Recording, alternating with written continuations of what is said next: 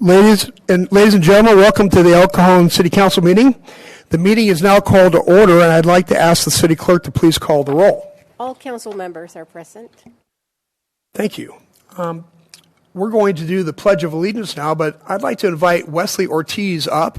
Wesley, could you come up and help us with this? Somebody help him with the door.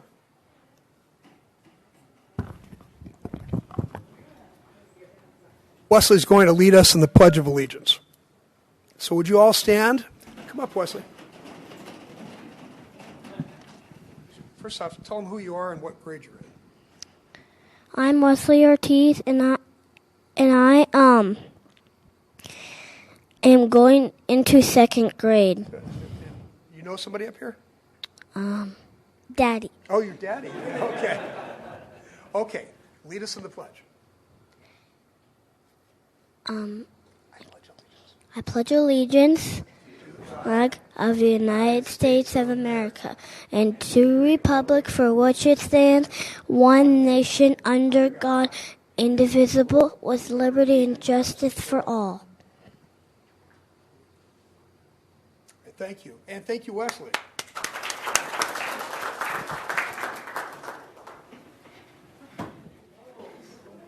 You okay? All right.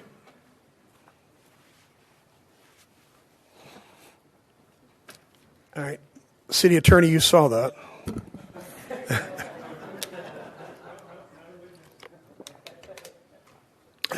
All right.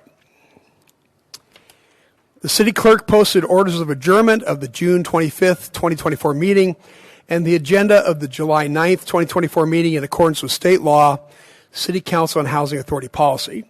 We have one proclamation on today's agenda.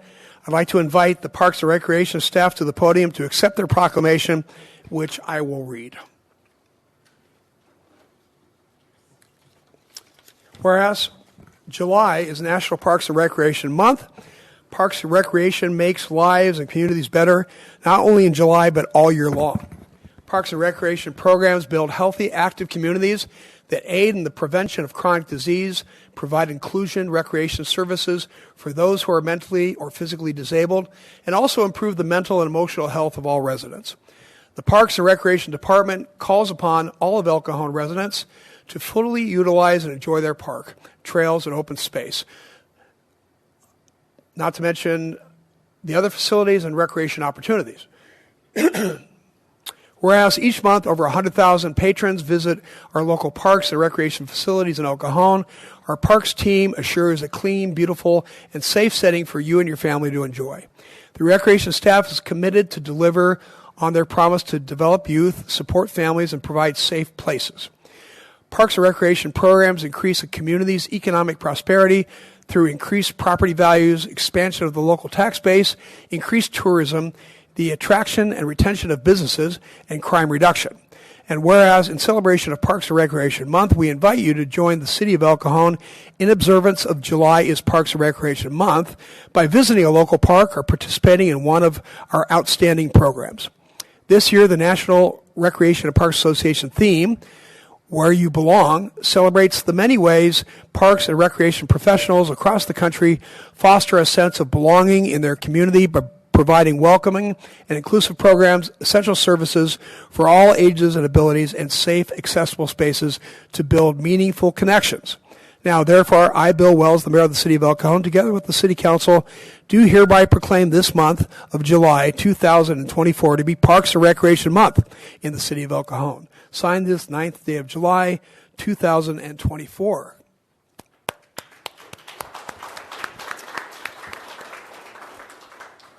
And Mr. Frank Carson is their fearless leader. And before their fearless leader, Mr. Carson, speaks, I just want to let everyone know, the council know, and our public know that Mr. Carson's last day with the city of El Cajon is tomorrow. So this is his last official city council meeting with the city of El Cajon. And I just wanted to personally thank him on behalf of the entire city staff, how appreciative we are of him. One of my favorite things to do is he organizes an all-day Saturday training for all the part-time rec leaders. And it's so cool to see, besides the amazing recreation that occurs in our community, just the leadership development that occurs for all these part-time employees, many of which are residents of El Cajon. So it's pretty cool of the program that he's established in our city, and we're lucky to have had him. Thank you. Thank you, City Manager and Mayor, Council. Fitting along the National Recreation Park Association theme this year, Where You Belong. This is nearly the 40th year of Parks and Recreation Month. And Park and Recreation professionals foster belonging in their communities. And that's more telling than 4 years ago when we had it during COVID, where we reinvented ourselves and created different ways to connect with our community, bringing parks to the people. We also provide, I don't know if you know, but we have inclusion aids. So we have inclusion services. So someone that may need a one-on-one aid to take a swim class, a day camp, a dance class, they can request that, and there's an assessment done. They may have a diagnosis where they are moderate functioning with autism, and we will provide a one-on-one trained aid for that individual. By federal law, we are required to make that reasonable accommodation. We provide those types of services. We offer a wide range of programming for all ages, from pickleball to preschool dance. We have renting groups such as TOPS, or Taking Off the Pounds Sensibly. Beyond that, most importantly, is we have critical hours of service. That's 3 to 7 p.m. Monday through Friday, where those are diversionary activities where it's a crime reduction. Offering day camps and swim lessons are all part of socialization, but also learning how to work within a community. We have a very unique dance, tumbling, cheer, and gymnastics where it's taught all by city staff. We're the last city where we can have that, where it's all taught by city staff, and that's an amazing feat for the city to offer. Youth sports, to our Veterans Coalition, to our Main Street Flag program that we also support, to citywide special events that we all provide services to citywide. We are grateful to be able to provide these services to the public, and it is our honor to serve this city. Thank you. Thank you so much, Frank. I have a feeling some people want to say a few things. Anybody like to say anything? Oh, you know, you really made our Parks and Rec a statewide award-winning department. And your leadership and your award-winning, your creativity for the events in the city. The city that's getting you is getting quite a prize. We will miss you, but thank you for your work. Thank you, sir. Anybody else? Yeah, we'll beat a dead horse here, Frank. We can't thank you enough for your above and beyond dedication to the citizens of El Cajon, and we know you put your best foot forward every single time, and you think outside of the box, as one of my colleagues here said, and we're going to need more wall space if we kept you for all the awards you get, because you brought many to the city, and I'm sure from the top down, everybody in that department is going to miss you, but you've definitely made a stamp on this city, and you have some big shoes to fill. So best of luck down in Chula Vista, and we wish you the best. Thank you, sir.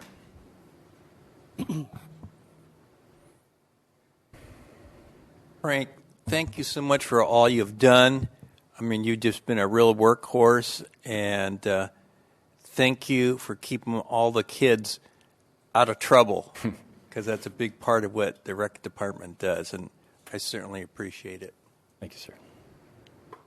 Okay, everything that they said, double it. No, Frank, you've done a wonderful job.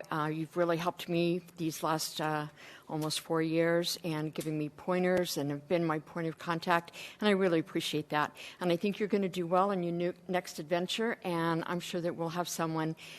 They've got big shoes to fill.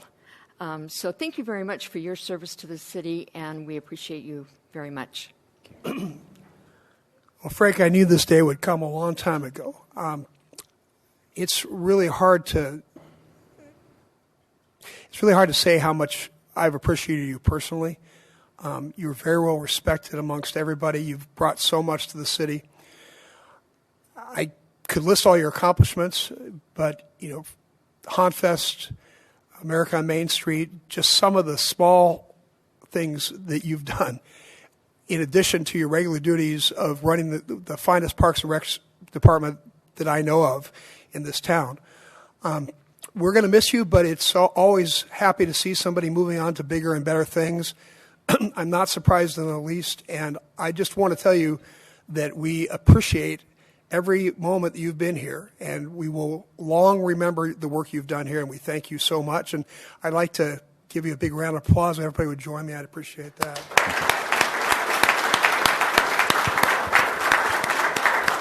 And I just want to say the department is set up for success. There are many, many strong leaders in the department, so it should be as seamless in terms of leadership there. Thank you. Thank you, Frank. All right. Agenda changes. Staff, do you have any agenda changes? No, sir. Council members? We're now consent items. Consent items are routine matters enacted by one motion according to the recommendation listed below. With the concurrence of the City Council, a council member or person in attendance may request discussion of a consent item at this time. Council members, do you wish to pull any of the consent items? Staff? No. All right.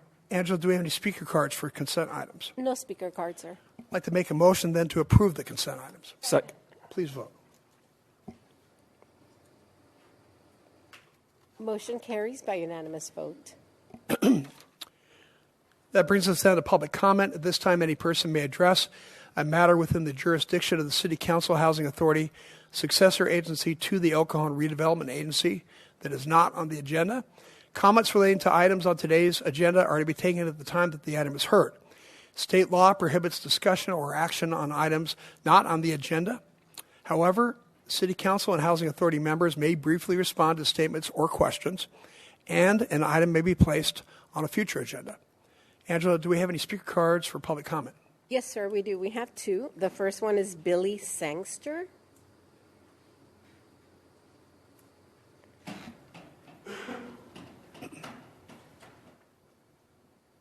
Hey, welcome. Thank you. It's been a whole year. I'm here today to introduce you to my successor with the El Cajon program. I want to introduce Julie Goebel. Yeah, that's good. Julie lives in El Cajon with her family. Her parents live in El Cajon. Her daughters have attended school at Vihala, and she has been waiting for this position for the time that her girls graduated and moved on from the program. As a matter of fact, they're both in college now. But I'm here to introduce Julie, and in the future, Julie will be attending the meetings regarding Miss El Cajon's activities.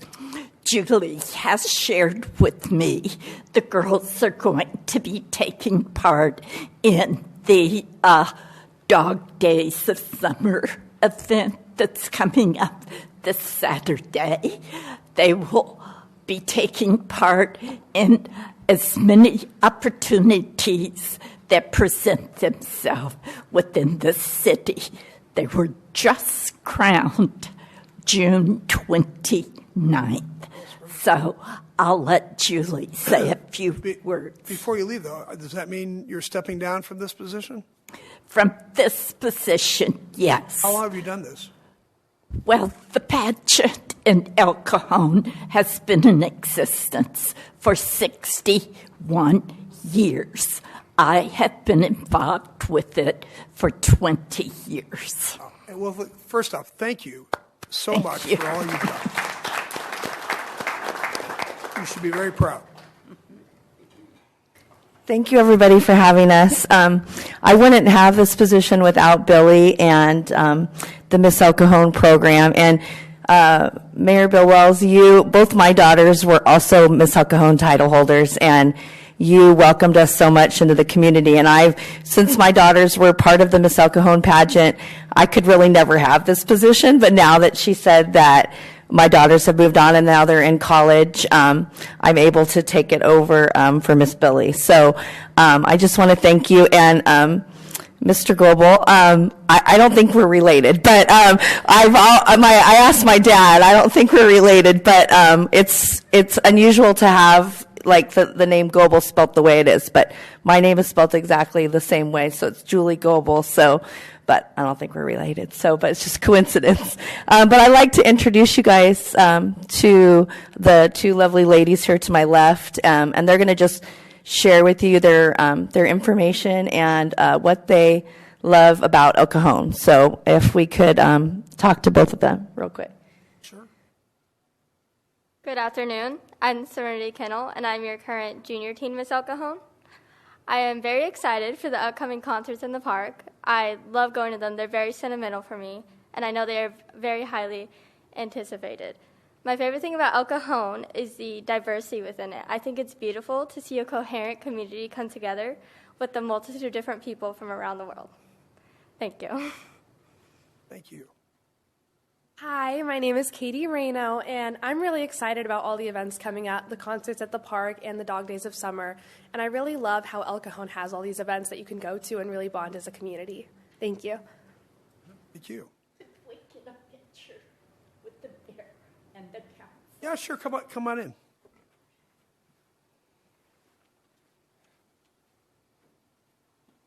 You have your Do you want me to do it?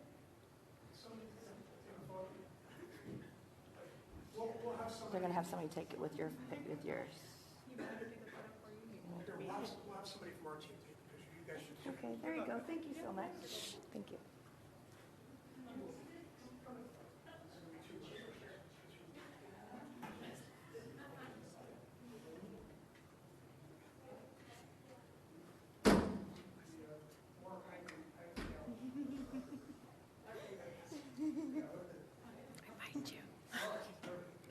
All right.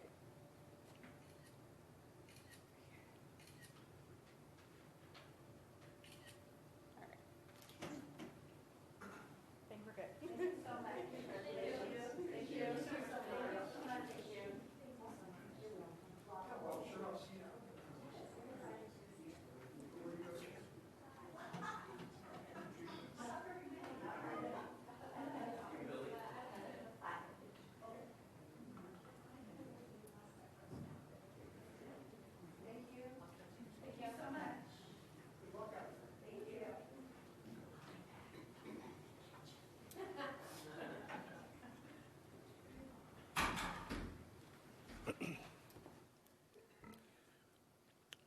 All right, I think we have one more. Yes, sir. Our last speaker is Brenda Hammond.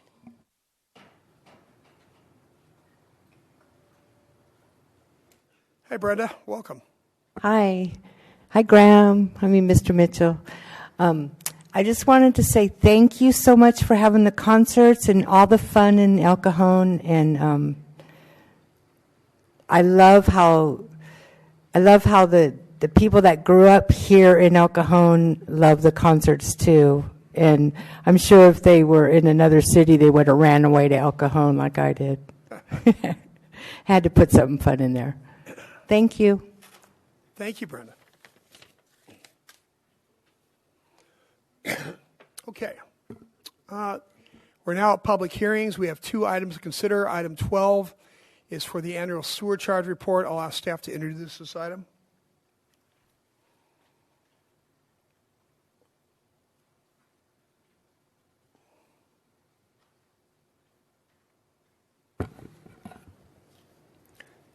Good afternoon, Honorable Mayor and Council members. I'm Blake Berenger with the newly reorganized Engineering Services Wastewater Division. So for the annual sewer charges, we've been collecting on the property tax invoice since 2020 now. Provided to you today, in addition to the engineer's report that was before, is Appendix C.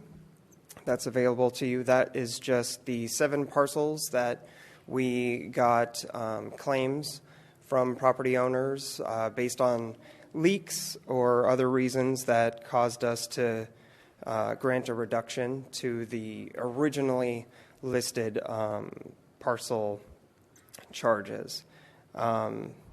highlights for this year, the sewer rates have not changed from last year. Our approved rate schedule ended last year. Revenue is down by just under 1% due to water reduction, mostly with multifamily properties. But we have very healthy reserves.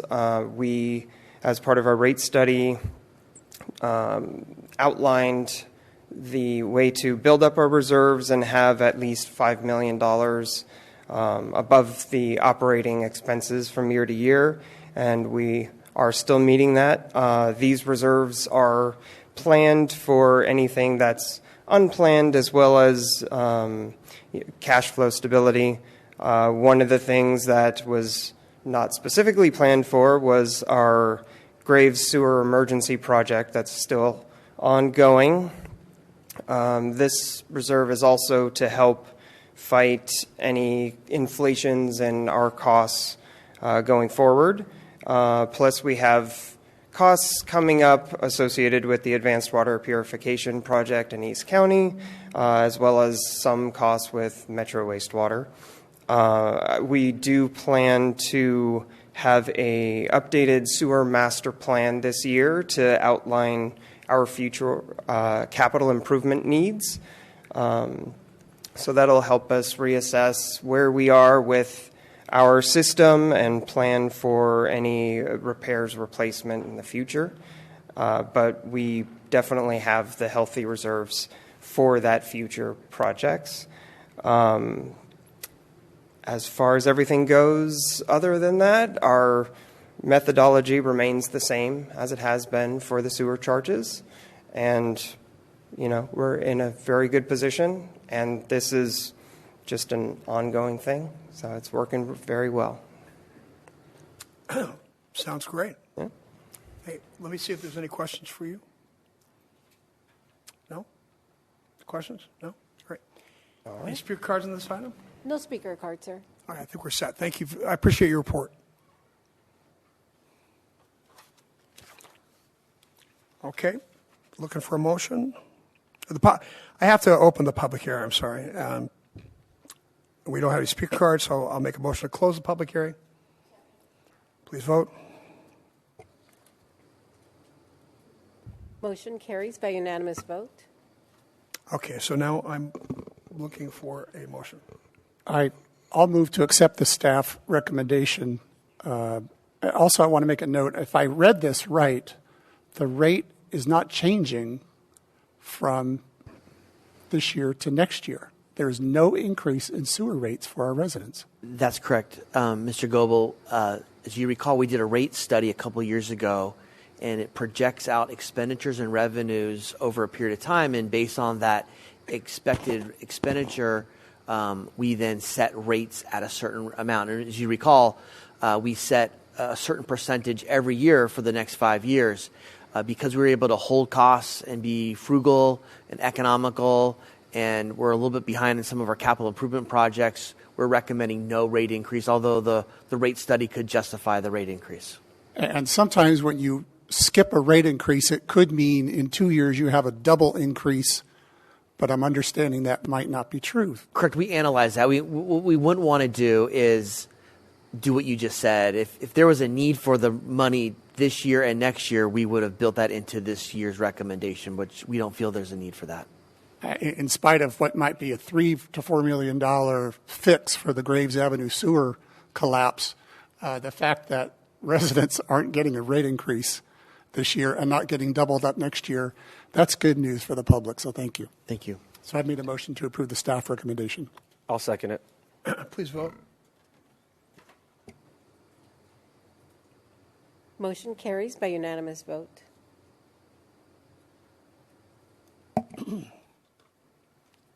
Thank you. Item 13 is on the issuance of tax-exempt revenue bonds for La Maestra Family Clinic. I'll ask the staff to please introduce this item, but first, the city attorney has an announcement on this item. Thank you, Mayor Wells. I need to inform the public that I have a conflict of interest to sit here and help you with this matter. I actually represent La Maestra in this financing. So, as their counsel, so I will be stepping out.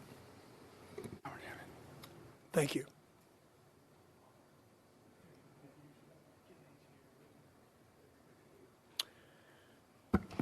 Okay. Good afternoon, Mayor and Council members. I'm Jose Dorado, Housing Manager in the Community Development Division. The goal of today's public hearing is to solicit comment from the public on the issuance of tax-exempt bonds for the benefit of La Maestra Family Clinic, located at 1242 through 1248 East Main Street. A copy of the locator map has been provided to you on the dais, as it was not included in the final agenda packet.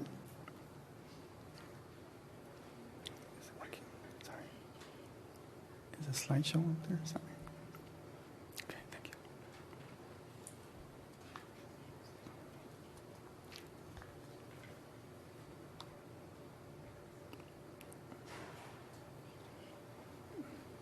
Okay. The goal of today's public hearing, we started to cover that, sorry. The public hearing is a requirement of the IRS and is consistent with the joint powers agreement between the city and the California Municipal Finance Authority and the government code. The tax-exempt bonds will be used to finance the property acquisition and project improvements as described in the agenda report. Please note that the financing is to reimburse La Maestra and that these ensure tax-exempt bonds. The city bears no liability with respect to the issuance of the bonds, and there's no impact to the general fund.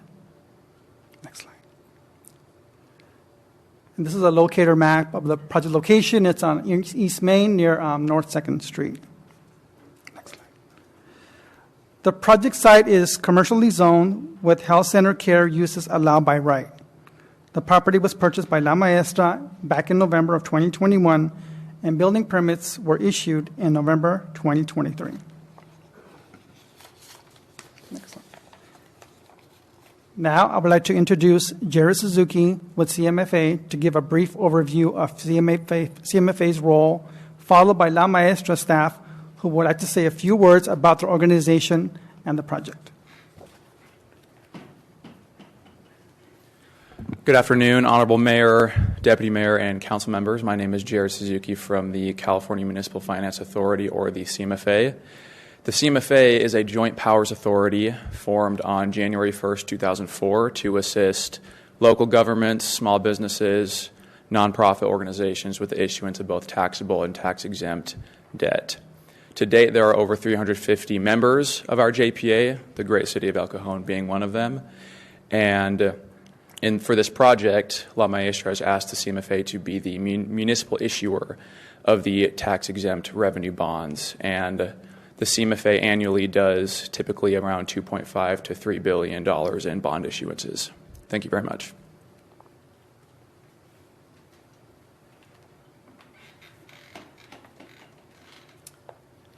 Yes. Hello. My name is Jeff Newman. Honorable Mayor and Council members, thank you for putting us on your agenda today. La Maestra has been providing health services and other social services in San Diego County going back to 1991.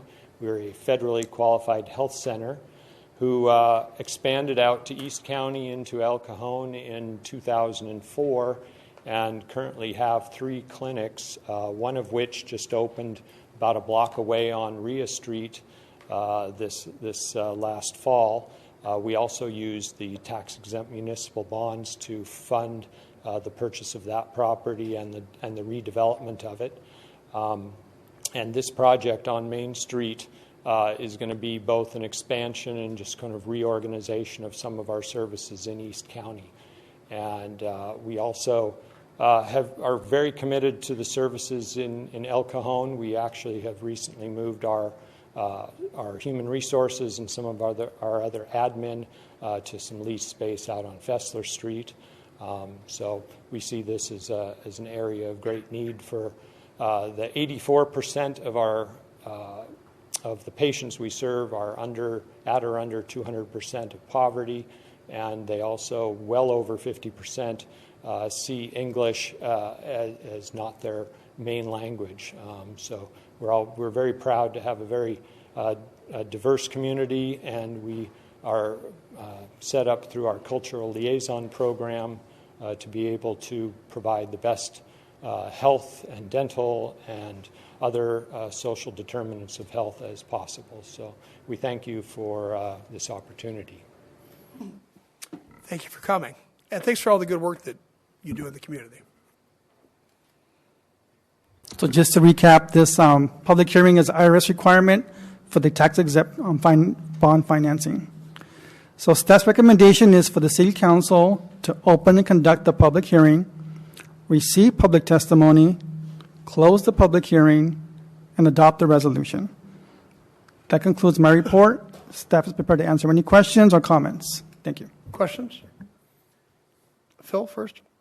Just for the public's assurances, the city of El Cajon is not financially liable for any bonds or that are associated with this transaction. Is that correct? That is correct. Okay, this is all on La Maestra. We're Right.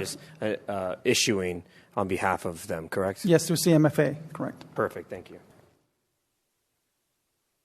I have a question for the CMFA rep, if you could come back Sure. up, please.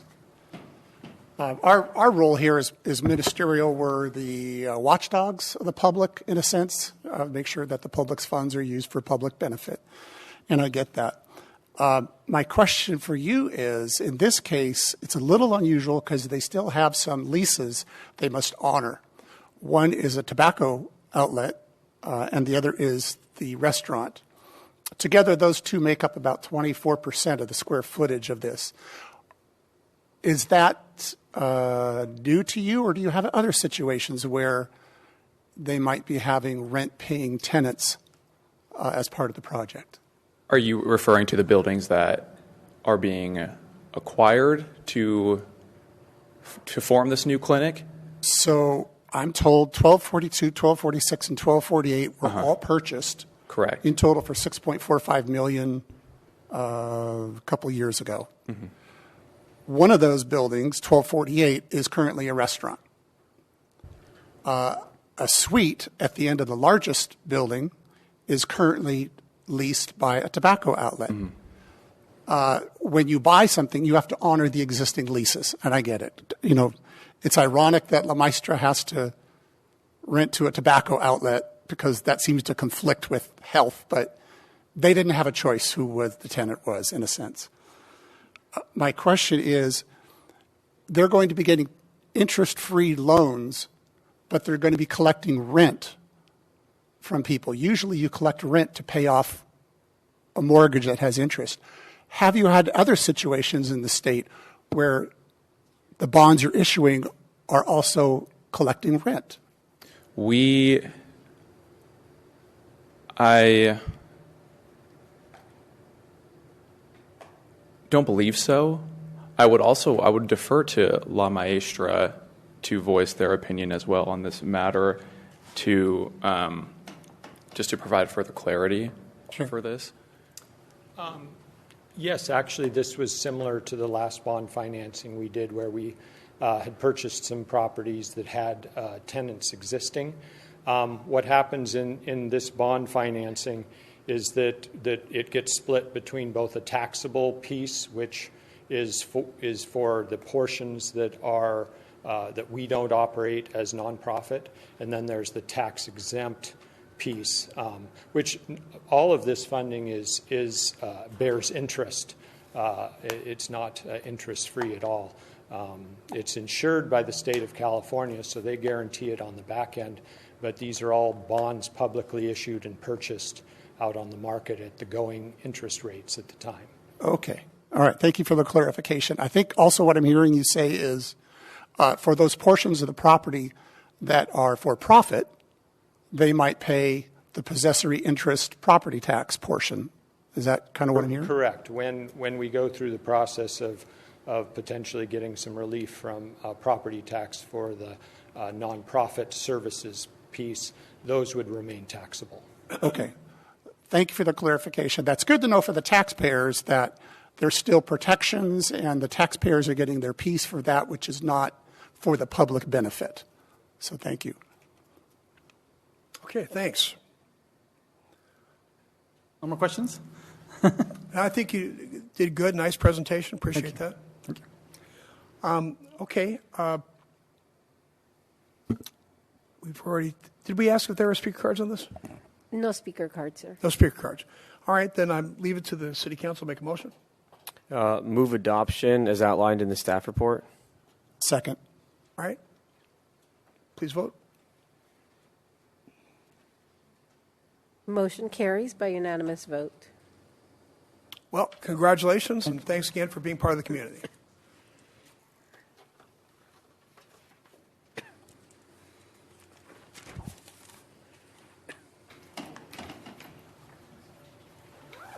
Item 15 is an update on the City Council Action Plan. Will the city manager please introduce this item? Actually, Mr. Mayor, can we do agenda item 14 first, and then we'll do that one after? Did I miss it? Yeah, I think that the City Council Action Plan is 15. If we can go to 14 first. Yeah, there we are. Okay. We have two administrative reports on today's agenda. Item 14 is on Parkway Plaza. Will the city manager please introduce this item? Thank you, Mr. Mayor, members of the City Council. Almost a year ago today, the City Council received a presentation about the potential opportunities at Parkway Plaza. And based on that discussion, the City Council directed staff to go out, find a firm to do a market analysis of possible redevelopment options. So it's one thing just to talk about what you'd like to see there, but it's another thing to ensure that those options are steeped in reality, the market reality and economic reality. So starting shortly after that direction was given, the city developed a request for proposal. It went out on the street and through the selection process. Hunden Partners and 505 Design at Cooper Carey were selected to provide the economic analysis and then also the architectural renderings for a couple of different options that were developed as part of that process. Hunden Partners began their work with staff in the end of 2023 and started in earnest talking to stakeholders in the beginning of this year in January. And they're at a point now where they're ready to present their proposal. So I'm going to kick it over to Rob Hunden of Hunden Partners to present the analysis, and then Mr. DiMaggio will wrap things up when they're done. Thank you, Graham. Good afternoon, all. Mayor and Council, glad to be here. My name is Rob Hunden, CEO of Hunden Partners. Thrilled to be here leading this team with 505 Design to, as Graham succinctly put it, really assess the situation at Parkway Plaza. It's on sort of the precipice of, going one direction or the other. And so I think the city was very wise to engage in an analysis to figure out how it might turn the corner back to a brighter future for the long haul. The last slide that you saw, there was just a little bit about Hunden Partners establishing our credibility, but essentially I've been doing this for nearly 30 years, and we have a firm of about 30 folks, most of them in Chicago, that work on these transformative placemaking real estate development projects all over North America and the world. And so we advise our clients really from the whole concept of placemaking. It's not just a place for visitors, but a place to live, work, play, to live as well. Work, play, and visit.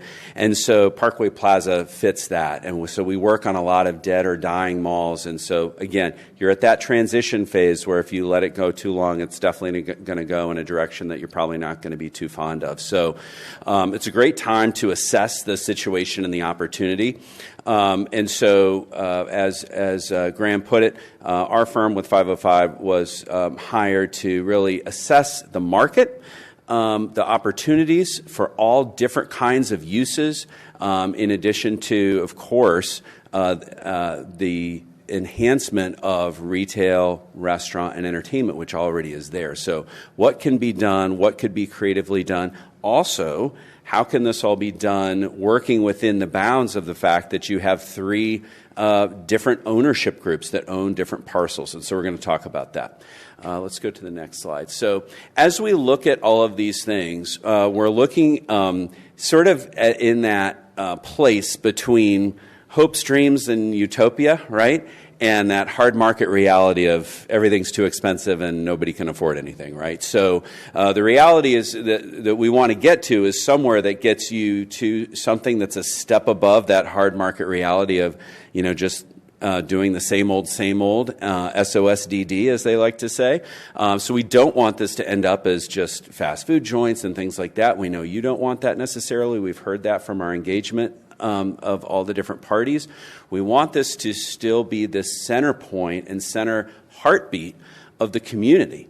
And so we looked at all of the different uses that might work and understood what the market realities are, what the financial feasibilities are, understood what the gaps are for financial feasibility, and at the end made a recommendation that then was drawn by 505 Design to show you what this could be.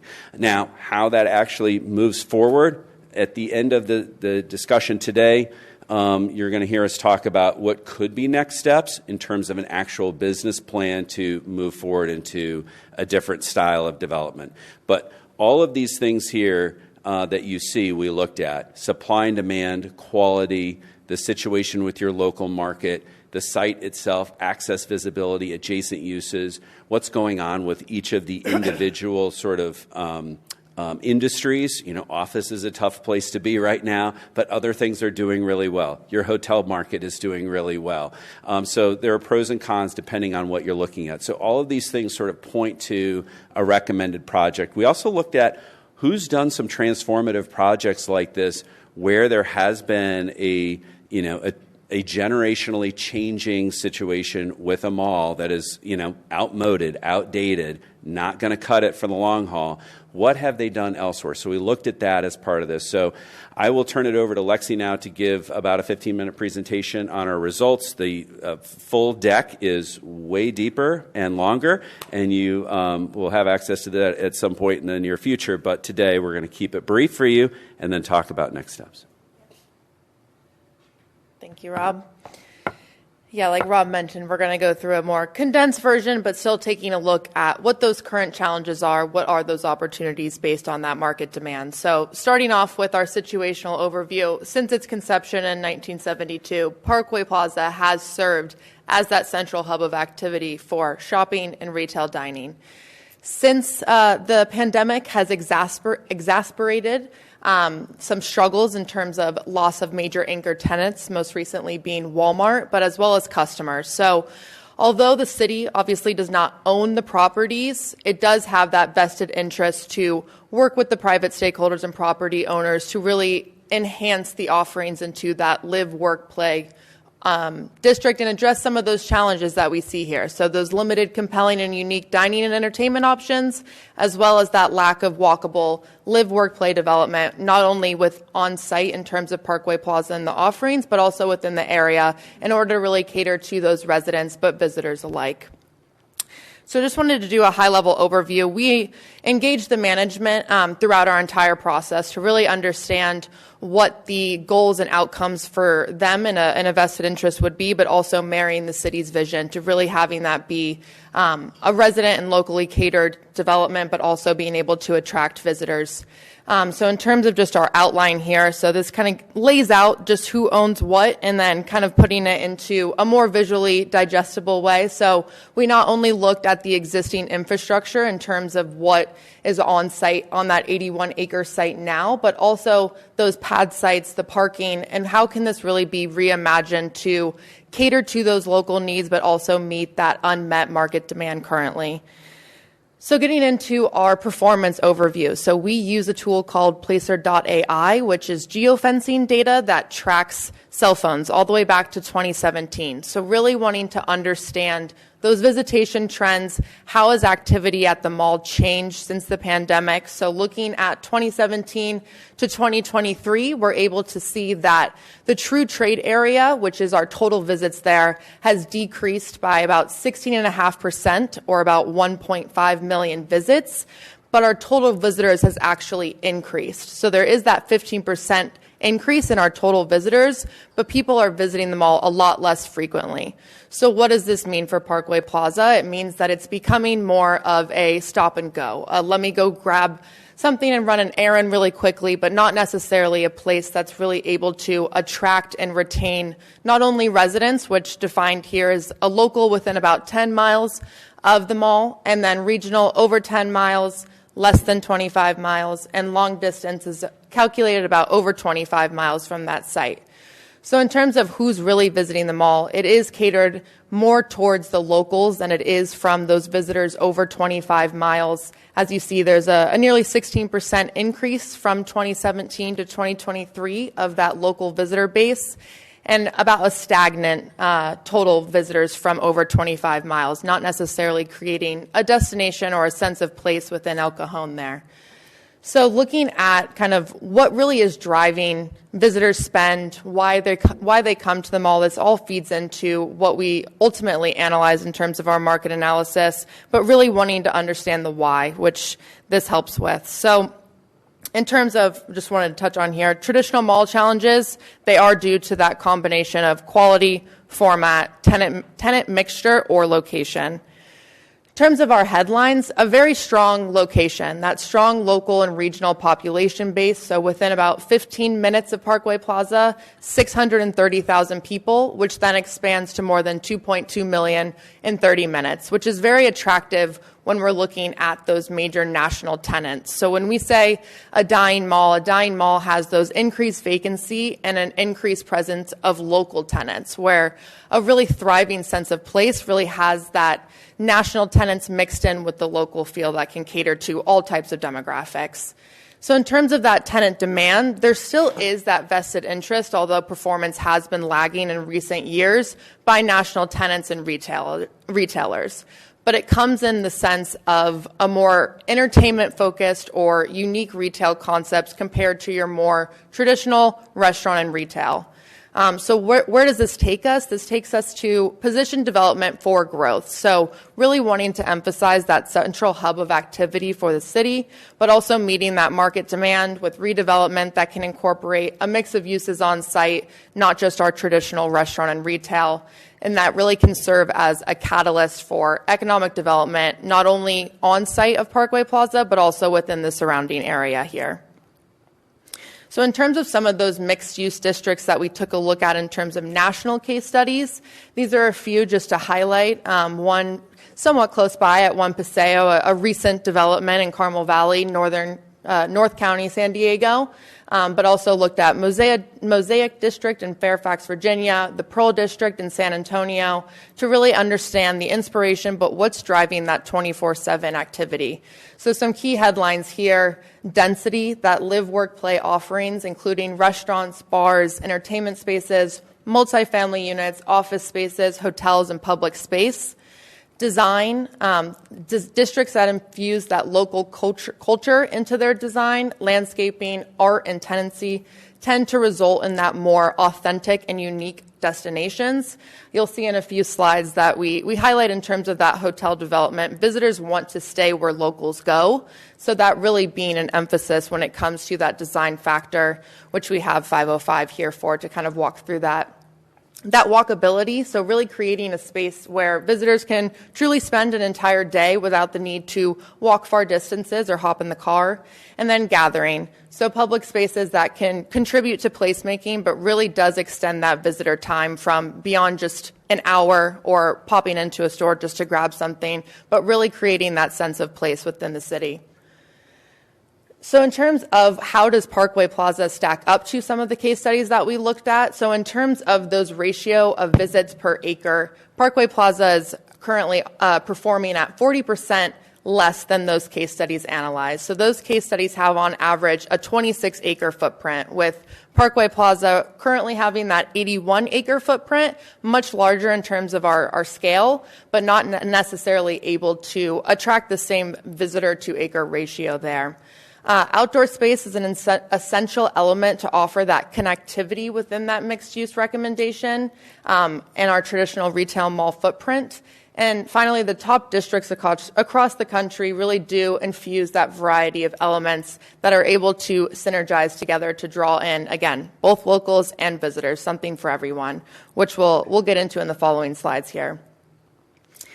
So looking at our commercial market findings, this might seem like a little bit of text here to take in, but I can walk through it. So in terms of what we looked at from an asset class, starting off with retail restaurant, that demand is very high, and that is prevalent within the current Parkway Plaza, but it's not necessarily achieving or necessarily targeting the demographic that is really retained. So in terms of those dynamic bars, entertainment, more family-focused facilities, that really emphasizes the consumer experience and immersive, sports-centered, and lifestyle retail. So in terms of our local insights here, there is that high demand for urban, specially oriented retail stores and entertainment-based restaurants for all demographics compared to those traditional large box retail stores with a larger footprint. Our interview takeaways, we spoke to brokers and comparable districts across the San Diego market, but also locally. There is that need for more national restaurant tenants, and that includes the diversity of offerings from fast food and quick service restaurants, just think of like a Shake Shack, to dinner houses, think of like a Texas Longhorn. So surrounding markets have experienced large expansions in their retail sectors. So we took a look at La Mesa and Santee, and they are seeing increasing market rates and positive net absorption, which is positive for the project. Having it happening in such close proximity is a good indicator for the potential of Parkway Plaza's performance. In terms of multifamily demand, there is a high demand, not only within the local area, but across the San Diego market in general, but it's also been seen in those district best practices, being able to achieve that mix of offerings that gets people to be in a central location at all hours of the day, not necessarily just your traditional retail hours. So generating that consistent activity, and we recommend here that wrapped or podium style layout, which you'll see in some of those renderings there. But there is that demand for multifamily assets across the market. Looking more so in that lower density, so think about 4 stories. In terms of what's existing right now, it is catered more to that lower density and low cost products that do provide El Cajon with the greatest market opportunity. And again, that's based on resident demographics, but also conversations with brokers and local multifamily properties. In terms of our office demand, what typically districts' best practices incorporate office demand to generate activity into the districts during, again, that non-peak visitation hours that really help to support the retail and restaurants within the district. But in terms of what the local insights, the submarket is historically composed of that more blue-collar demographics with minimal corporate presence. So it does have one of the lowest vacancy rates in terms of the current supply of office product, but the existing supply does consist of more lower quality spaces with one of the lowest average rental rates. So it's not necessarily recommended for a large delivery of Class A or B office space, but more so looking at alternative co-working spaces that has seen a really high spike in demand in the San Diego market. So again, due to those current market conditions, not necessarily our recommendation to deliver a large footprint, but incorporate something that is catered more to that co-working space or more flexible. Hotel demand. So hotel demand was deemed to be very high with the properties that do exist currently within the El Cajon market. They do see very consistent year-round demand and strong rates. And that's largely due to corporate and leisure travel. So there is opportunity for those additional select service, strong branded quality hotel offerings to really help diversify and complement that current supply. And again, really catering to the notion that visitors want to stay where locals go. In terms of just some inspiration imagery here, and this really does focus on the need for that outdoor connectivity and programming space, connecting the assets not only that are existing within that existing retail footprint, but also what's recommended for multifamily hotel, having it be a cohesive design and connection through outdoor space and taking advantage of the beautiful El Cajon weather that you guys get to experience. I say as someone jealous from Chicago. But in terms of our recommendation matrix here, so this just lays out based on our market analysis and kind of the quick synopsis that I ran you through today, as well as interviews with those numerous stakeholders, what really is the opportunity for this site, but also for the El Cajon market in general. And that is the unique retail and restaurant concept. So more compelling retail and restaurant that can attract that family visitation from the local and regional market. So we throw out the word entertainment, which does combine that entertainment with traditional restaurant dining options there, as well as multifamily. So Raptor podium style layout, lower density multifamily units, as well as hotel. So again, that select service branded quality hotel. This can range from about 120 to 150 keys to really diversify that current lodging accommodations offerings within the city. And then finally, that connectivity, outdoor plaza space and programming, which you'll see in the next few slides here, but this really does aim to improve and reimagine the current Parkway Plaza space with introducing some amenities and assets that are currently existing, but a more redefined way, as well as new assets to the property that can really diversify that live, work, and play atmosphere. So I will let Carl with 505 Design walk you guys through some of the concept site plans, as well as some renderings for you all. Thank you, Lexi. Thank you, Lexi. I think a lot of what Rob and Lexi laid out, we've used a lot of that base information, the market data, the program, and tried to really, envision how that might physically translate into a plan and some studies. So it gives you a better idea of sort of the aspirational vision. I think visually being able to identify something is a little easier, if you have something as a frame of reference. I think in general, I'm going to walk you through a few concepts. One is an overall strategy and master plan that we see for the overall property. Obviously, as you know, there's individual property owners, and I think depending on the market and how things are phased, this would probably be the optimal outcome. And we've also explored some other studies about whether we just take individual pieces and what that might allow, if it just went, independently and organically grow over time. What's basically represented here is a reduction of about 50% of the physical interior mall. We are adding back in about 25% of that lost GLA. But I think, as Lexi was saying, there's still a real big demand for retail in this market. There's a great desire. There's a lot of interest.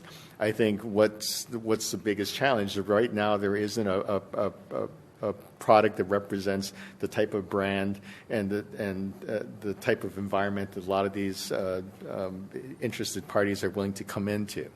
And I think one of the things we're trying to do here is really create an environment that doesn't necessarily get rid of retail, but re-envisions the type of retail and entertainment uses that are here. It's more focused on entertainment. It's more focused on dining. I think there's a lot of opportunities for local entrepreneurs to participate in this, because I think there's a lot of great concepts that grow in this market, or smaller national, regional players that want a more curated opportunity to expand their brand. And I think they want places like this that are going to be authentic and unique to certain markets, as opposed to going to a number of cities throughout the country and basically recreate their identity. You'll also see that a lot of this is really focused around outdoor space, really creating a real destination, something that has a great appeal not only to the retailers, but it really becomes a major gathering point for the community. So this is something that is not only going to keep people here within the market, but even though we talked about some of the neighboring communities like Santee and whatnot, this is still the commercial core of this overall eastern side of San Diego. And I think there's going to be a real demand that's going to draw them if you have the right uses framed around it.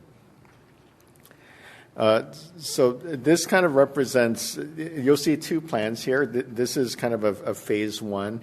I think this is kind of keeping the existing mall as is, but I think we're looking at the backside, the south side of the property.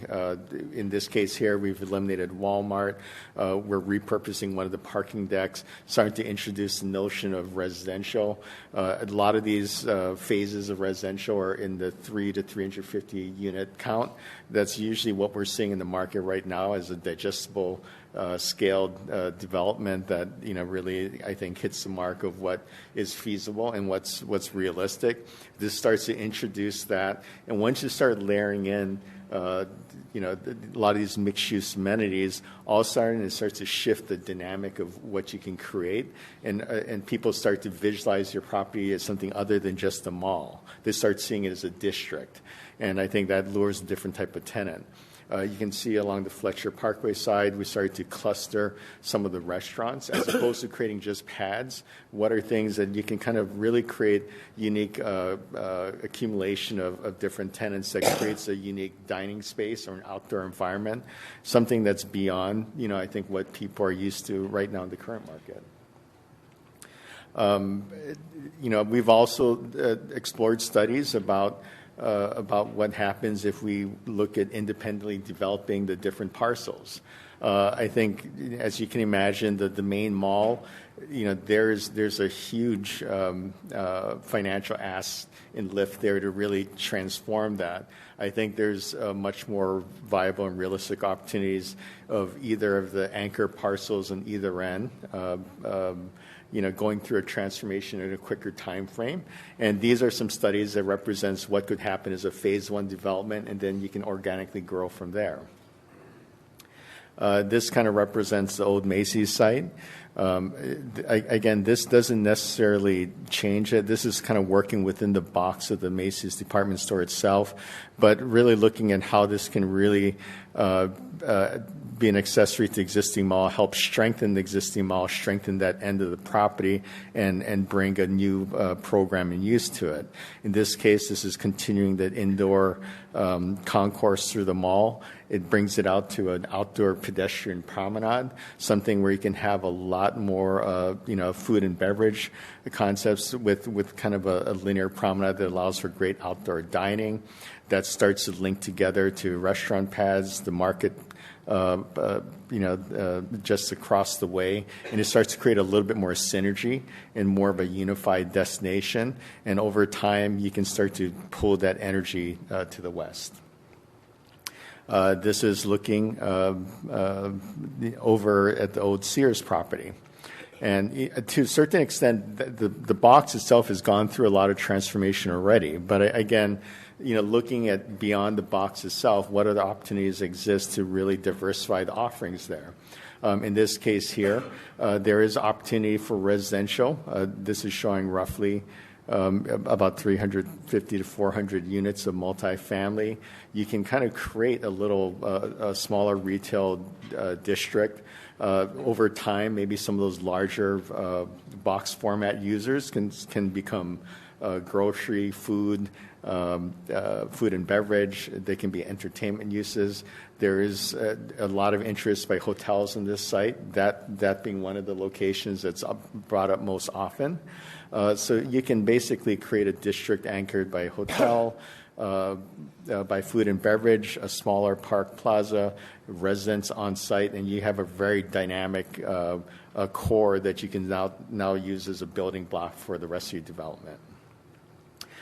But I think I'm going to go back to the bigger vision, and I think this is what we see is an ideal solution for the property. I think in this case here, we're keeping about 50% of the enclosed mall. There's a huge demand for a regional mall still. I think it's just that there's only so much that you can kind of contain within a single location. And this will take your strongest tenants, concentrate them on a wing of the mall that's really going to drive up, I think, the quality of tenants and the amount of usage of that area. And you're going to use that as something that will spill out into large common area green. What's shown there, the higher volume is existing cinema. So this is basically peeling back the mall to about the center court. We are reusing the cinema and basically transitioning some of that space into now outdoor space. So instead of being buried in the mall, is now the anchoring an outdoor lifestyle district. You have restaurants, smaller curated retail. There's an opportunity for up-level uses, whether it's creative co-working spaces, creative office. While traditional office isn't strong, creative office, medical office, co-working are still very strong. There's fitness opportunities, which is still in high demand in this market. And you can see all the residential that lines the highway in the backdrop of this. And this is the space in and of itself. That center block is pretty large. And it can be filled with any numerous amount of activities, water features, restaurants, weekend yoga, and you can close down both of the aligning streets, so that can become a big regional hub if you have any large event, whether it's farmers markets, concert series, market fairs. This can be a major regional hub and draw. And this is showing the residential and the hotels and what that can do to really create and activate the highway side of the property and really become a great welcome mat to the cities you pass by. So these are just some images, again, just giving you a sense of what the overall vision could be. And I will turn it back to Lexi. So once we went through the demand and financial projections in terms of that kind of grand scenario, looking at that 50% mall reduction footprint, we ran an economic impact analysis to understand what would be the benefit to the local area, but also generated through that tax impact. So what we did here was kind of break it down based on the priority in terms of our retail and restaurant phases 1 and 2, as well as residential phases 1 and 2, and then having that combined impact of all the uses, which includes the hotel, the multifamily, the residential, retail, restaurant, as well as some of that co-working office space. So from a retail and restaurant perspective, what we see from net new spending, and that's what would be occurring if not for the project or if not for those reimagined uses, about $5.55 billion over a 30-year time frame. So looking at phase 1 opening in year 1 with phase 2 following in about year 3. That would also generate about $2.5 billion in net new earnings, supporting just under 1,500 permanent jobs. And then from a county sales tax, so that county sales tax obviously being that 7.25%, $257 million, and then looking at our city taxes, that 1% sales tax being about $65 million. That residential really generating a significant local tax impact, and that's from those residents being on site, spending money where they would not have elsewhere. So about $130 million in local taxes generated. That also is inclusive of those property taxes from a city portion. And then in terms of those combined uses, so combining that sales tax, transient occupancy tax at 10% for the city, as well as those property taxes from the city portion, the combined total economic impact over that 30-year time frame being about $303 million in those local taxes generated, and significant net new spending, really just being able to generate that direct, indirect, and induced impact from the project and visitors that would not have either come to the market or spend that dollar otherwise. In terms of the supportable financing gap, in summary, I'm actually going to have Rob jump in here just to touch on this at a high level, and then I believe we're going to be talking about our conclusion and next steps following this slide. Thanks, Lexi. So, to wrap up, certainly the exciting thing are the pictures and what the vision can be. Then, of course, we come to the reality of the financial side of it, with interest rates being high and construction costs being high. We had to look at this, today, and what we have is what we'd call supportable private financing. That in the case of retail is generally positive, and we don't see a feasibility gap there. On the residential side, it's a little bit more of a mixed story, and so that would have some gap funding needed to get the quality and type of residential here that we were looking at. But again, that's going to be a nice step up for the style and type and newness of the residential. Hotel actually has a little bit of a gap, even though the market's very strong. Hotels are pretty expensive to build, but that's still not too bad. And so we see about a one-third financial feasibility gap for the hotel of 270 keys between two hotels, and then the office also has about a one-third to two-thirds gap versus supportable private financing. So in total, we're looking at about, and again, this is just for the built environment, doesn't necessarily take into account all the public infrastructure and things that might go with it. So I would say this number could go a little bit higher, as all numbers do these days, but about $450 million in total cost, supportable financing approaching about $300 million, which means gap funding need of about $164 million. Now, what we haven't done and what could happen in a future phase of business planning is the goal always is to figure out how do we recapture these net new spending and taxes that are going to occur on site, but due to and but for this project, that they would not exist, and what can we capture and use as a tool in our toolbox to incentivize this development and this project with all of these different elements. And so to the extent that we could recapture these in this district and apply those to those funding gaps, then all of a sudden we start to see an opportunity for the city to take a leading role in working with the private sector to make these things happen. Now, we have 3 private sector entities in one city, but you're the long haul. You're the folks that are here for the long term. So I'm going to bring Steve Hammerly up, who's our Executive VP of Advisory. And we're just, I think at this point, this is the end of the slide deck. So we're here to answer questions, and also we've put sort of a next step slide up here to talk about what you may or may not want to do as you go forward. But one thing that I will say, and I mentioned to the mayor just beforehand, is 80% of feasibility studies end up on a shelf or as a lovely doorstop. The difference between those that move forward and projects that move forward and studies that just sit there and gather dust really is that X factor of leadership and sort of tenacity and creativity. So you all are obviously the leaders in the community, and so we remain here and a tool for you to use to the extent that you believe that this is a good way to move forward or present some options for moving forward. We stand ready to assist, but also here to take questions at this time. Okay, thank you very much. Great presentation, by the way. Very exciting. I know everybody's got questions. Who would like to start? Michelle, do you have questions? Phil? Go ahead. Thank you to the whole team. I know this is a large endeavor, and I appreciate the thoroughness. Co-working spaces, can you define that for us? Is that where people rent out a small area of office space for a month or two, or how does that work? Yeah, and there's a lot of different forms it can take, but the traditional sense would be renting it out, whether it be kind of that short-term lease of an hour or a day pass, or you also have things that could be for weeks at a time.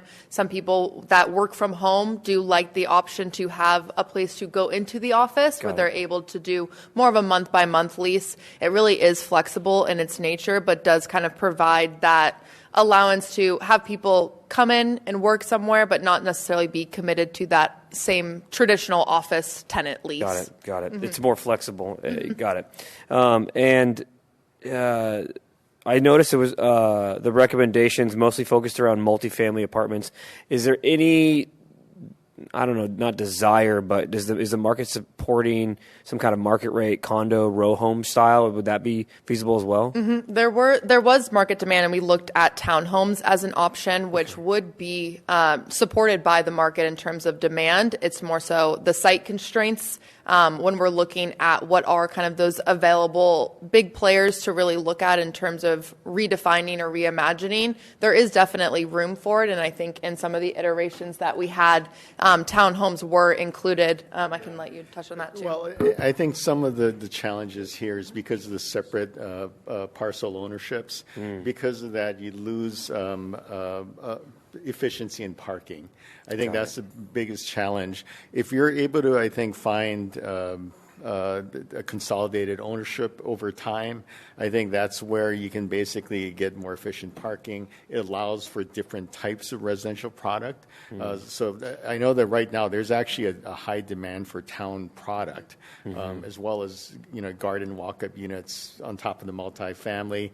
I think because we had to have each of the individual independent parcels park, at its own ratios, the only way to really do that was with deck parking, and that's why there's more of the multifamily That product makes sense. here. It's the layout of ownership that provides the constraints. Okay. And Mr. Ortiz, this is really high level, conceptual. As we start drilling down, and we'll probably talk about this as we conclude, we drill down and talk to developers and look at individual parcels.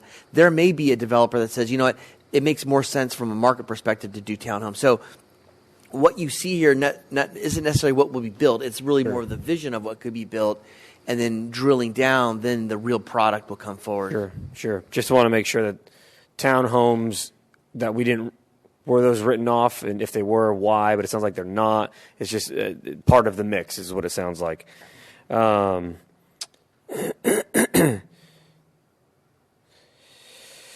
gap funding strategies question would that refer to some kind of sales tax share revenue? Is that a method, or is there any other methods that we could potentially implement? Right. So you have some tools at your disposal.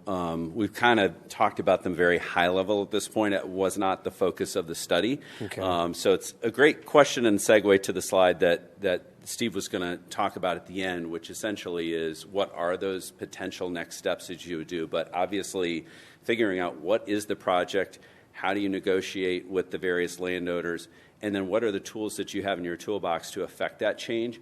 All those things have to be figured out. And so there's what I call sausage making that really just needs to be figured out as that next step. And of course, if you don't do anything, that's a choice too, as Steve was saying, or was saying before our meeting today. That's a choice, but the choice to move forward into that sausage making is probably what we would strongly recommend. That's helpful. And go, please. Just to add to that, Rob had mentioned, doing nothing. I mean, the results, we believe are fairly certain. Vacancy will continue to decrease. Visitation will, continue to decline, and there will be fewer high-quality tenants. It's our firm belief that a coordinated redevelopment plan greatly increases the chance of a successful development. We think 505 has done a great job of putting together some very inspirational images. There's Lexi had talked about the market demand. There's a demand for things that will generate visitation, and we believe that a reimagined Parkway Plaza will result in some substantial economic benefits. Again, you saw the sort of numbers, and so we think that tees itself up for some great things moving forward. Just thinking about what the next steps, what you all might consider.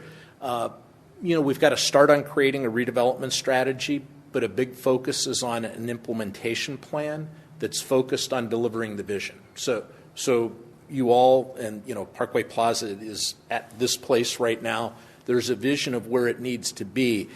A big part of it is evaluating phased development over time that accounts for differences in the market demand for different products, but it also looks at the constraints from the different landowners. And that clearly is something that makes this challenging, and it would be a lot of work. To accomplish it requires a lot of leadership. Part of that is about developing more detailed financial analysis. A big part of it is also looking at and updating the economic and fiscal impacts as you go through things. It's also, and Rob was talking about some of the the incentives that might be available. It's really taking a hard look at the economic tools that are available that can serve as incentives, other tools that you may have available to help create a shared vision for what can happen, and to really get a commitment on the part of everything for a holistic development plan. And a big part of delivering this is really continued and ongoing discussion with the stakeholders and the folks that own land with the focus on action. The efforts to date have been about informing what you've all seen here, but really, I mean, and I always say this, plans are neat. The drawings that, Carl had put together, they're cool. But what people really want to see is something built. Yeah. And it's really in the next, phase when all of that really happens. And it's the hard work of delivering a vision. Thank you. That helps. And my last question, is there anything other than the tools in the toolbox that we can be ready to incentivize or cast a vision? Is there anything we as a city can do to make this property more appealing to developers with regard to zoning or things of that nature? Because as a city, we recognize that with developers, cities are essentially competing for capital funding for projects all over the state and if not the country. And so we need to look better and more appealing to these developers as San Antonio or Virginia or these other places that you guys have done research and other work. So what could we do as a city to set ourselves apart from these other sites, if you have any suggestions? The answer is there are other things, and you referred to zoning, and there are the financial tools, but there are other sort of non-financial things, and that's part of what needs to be looked at, is to look at what you all have available to you, but also look at what may resonate to the different landowners. And it's really trying to create a circumstance where everybody sees the value of the positive outcome. And, there are different things that each party can bring to the table to help facilitate that. Mm-hmm. So it's really about getting into the details. Okay. And that's the hard part of all of this. Okay. The fact that you're doing what you're doing is an incentive. The fact that you may then continue looking at business planning and working with the landowners. Most cities do not do this for struggling properties and property owners. All of these folks are in a bit of a bind, and they're looking for a way out, right, for many of them. Mm-hmm. And so the fact that you're at the table working hard to figure out solutions, in their brains a lot of times, they know their lane. And so anything outside of that that's too creative might freak them out a little bit. But you can help mitigate that by saying, like, hey, we're here to help make this happen as best we can with the tools we have. And the fact that you're at the table doing that is part of that sort of non-monetary incentive. And that's not typical. Mm-hmm. And that really does demonstrate, leadership, and it demonstrates a commitment on all of your part for the value of the asset to the community, because you all have the greatest vested interest in its outcome. Yeah, thank you. Great presentation, great study. A lot of work went into this. You've done very well for the public. Thank you. I've got several questions, so if you could keep your responses kind of shorter, we can all get through this. I would appreciate that. Okay. At the table, you mentioned. One of the things at the table is this bankruptcy situation with Israel bondholders, which I believe is one of the biggest situations. So the value that we're trying to create here is to say to that bankruptcy trustee, here's a package, a vision of what we have for this. Your creditors will get more pennies on the dollar returned than trying to fight it out on their own. So that's one of the great outcomes of this, is to incentivize that creditor to say, you have a plan, I haven't heard that yet. So that's a good thing. Let's go back to slide 7 if we could. You talked about different landowners, and we've heard this before, like, oh, it's kind of tough that we have different landowners trying to get everybody together. I actually think this is an opportunity, and here's why. In the same way that we've done with hotels in years past, we can incentivize any one of these landowners to say, who's first to redevelop? And we don't need you all to get together to agree. You each own a slice. Because logic says to me, the faster we can get something up, the others will follow. Oh, we can't sit this one out. We're going to look old and aged if we don't follow what that. So I'm thinking, maybe one of these smaller landowners may be the ones that we incentivize to say, will you be the pioneer in this area, will you build housing? Because housing to me drives the need for products and services. So any kind of project that we have must have housing first. And how do we do it fast? Some of these, as you presented in slide 20, I think it was the Sears property, the J.C. Penney property. What's unusual here? And this very few people, the cities have this opportunity. We've got this parking structure for hundreds of cars, and we still have a ton of land for hundreds of cars. Most places don't have that combination. In other words, we could build on that parking and still have the parking structure. So we don't have to, we're already a step ahead is what I'm thinking. Councilman Ortiz answered my questions about the apartments. Thank you. You're welcome. Thank you. The funding gap. Now, here's one of the keys. Let's go back to the slide on the funding gap. It might have been slide 28. 55%. So you're saying if we do market rate housing, we're going to need to come up with 45% of the cost of the project? That the market will only come up with 55%? Yeah. How do I understand that? So this is a level of product that is a step above what exists currently. So yes, if you let the market just do its thing, you're going to get, maybe a lower quality, maybe more stick, and in terms of cost for different types of products. As you do something a little more substantial, again, also more vertical with parking included, it's going to be a higher cost, but it's also going to be a higher value over time. So I think our goal here is density and going more vertical versus horizontal. So I think that's, again, it's sort of an investment in your future to do it that way. And I agree. I think we are the only city among the 18 in the county, I believe, that does not charge a development impact fee. One of the larger cities to our west, it's $20,000 to $40,000 per unit. So I know at the MTS property where we got stuck, we lost state tax credits and grants that they were counting on to build those two towers. In this sense, where would the gap financing come from? Because typically government financing in California is going to be for affordable housing. Right. Where would gap financing come from in market rate housing?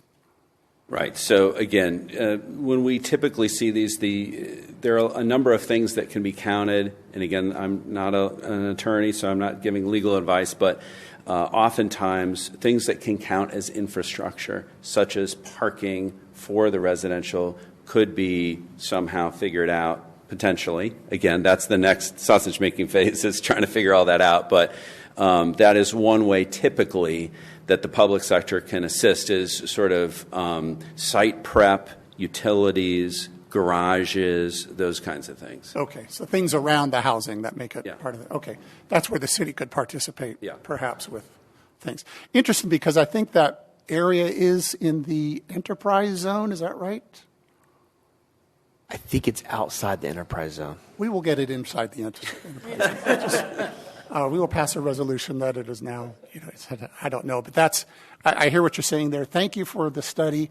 I'm thinking housing has to come first, because that's what drives the need for products and services. And I think the opportunity is with the smaller landowners, because the big landowner still has some issues to work out. Thank you. Thank you. I'm very intrigued with this. Thank you so much for all the work you have done. I think we need to do something with that mall, because it may end up like many other malls that become defunct, and that's one of our major sales tax generators, and we don't want that to happen. How much of an impact would the proposed residential have on the retail that's inside the mall? Is that substantial, insignificant, or a little bit?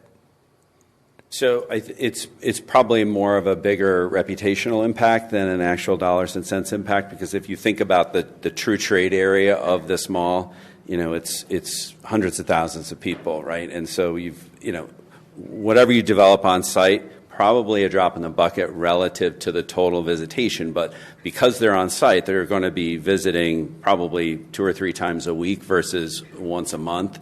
So you're going to have much more consistency of visitation, and it starts to build up that walkability. So if you're filling in the density, you're creating almost a neighborhood and an active live, work, play environment, which you just don't really have right now. It's very much a traditional mall from when I was born 50 years ago. So it wasn't, but it seems that way. So yeah, while the number of housing units probably wouldn't move the needle in terms of the total true trade area of the millions of visits per year. What it does, I think, impact reputationally and the visual for creating that live, work, play environment, I think is absolutely critical. And just to add to that, some of it is also psychological. There are people there. People like to shop and go to public places where other people are. And so if you have people that are living there, it creates a better environment for everybody. And that's the whole point of downtowns and cities and live, work, and play, is there's just social interaction. And that's a big part of what gives developments like what this could be, the sort of character and charm that everyone's looking for. Thank you. I imagine the city will have to contribute to this process. How do you see that evolving? So if we had to recommend next steps, we'd have this handy slide here for you that talks about that. And really, it's at this stage, several things need or want to happen in tandem. So you have to figure out sort of these various design solutions that sort of get to the competition for who's going to get the city's largesse first, right? And sort of make that a competitive thing. But, depending on how that shakes out, we need different plans that have different phasing to them. We also need to see how that funding shakes out. At the same time, we have to figure out the tools in the toolbox on the financing side. So there are a lot of things that need to come together, and then you have to negotiate with the parties. So, to us, when we end a study and we see that a city is ready to sort of grab the baton and go the next round around the track to make this happen, it's not as simple as a study process, which is, okay, this was done in 5-6 months, and boom, we have this beautiful product. This, I call it sausage making because it's a little bit messy, and a lot of things are happening at the same time. But I think it is typically a sort of a month-to-month process to say these things need to happen during this process of this phase, and by the end, we want to have these things figured out. What's the project? Who's on first? Who's getting what monies? What's the term sheet? And so then by the end of that phase, you have a very distinct project with a timeline and players that then you can work out all the nitty-gritty redevelopment details, but at least you'd have sort of those terms set. A framework of how to move forward. So this is open up to staff and your team. So I assume that there's going to be like multiple negotiations happening simultaneously, and a lot of back and forth. Does that mean that there'll be a task force from our city that's going to work in tandem with, go to the meetings and be part of those negotiations, or would you be bringing back proposals to the city and then getting a green light?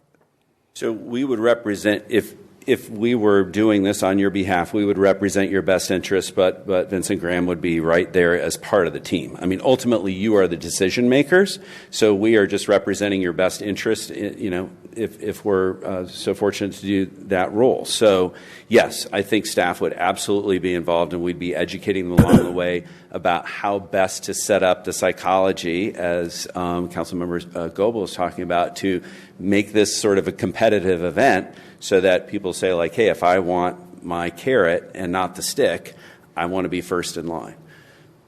Okay. And this is a question I'm assuming that you are not prepared to answer quite yet, but we're looking at, I think, about $10 million a year in increased revenues to the city as if everything went well. How much would that probably cost us in terms of providing more police and fire and services? I don't think we've run that level of detail. We're getting some of the financials just we'll talk recently. we'll talk about that later. We'll have to figure that out at some point. Well, I'm excited. I think it's a great thing. More questions. Well, I know one of the few tools left in our toolbox since redevelopment went away is for the city to do some of those infrastructure improvements. Any idea how big an investment that would be? Let's say if we did the residential part first to sweeten the pot a little bit. Councilmember. Yeah, I think that's really part of those next steps. Let me just kind of bring it back around. I think Rob Hunden and his group have done a tremendous job kind of summarizing everything. And so there's a couple of options that the council now needs to consider. You can simply receive the report. There's some direction that you can provide. To answer your question directly, Mr. Kendrick, we already have a contract with Cajon and Associates to help by creating an EIFD, an Enhanced Infrastructure Financing District specific for Parkway Plaza, specific to be an implementation tool for this vision.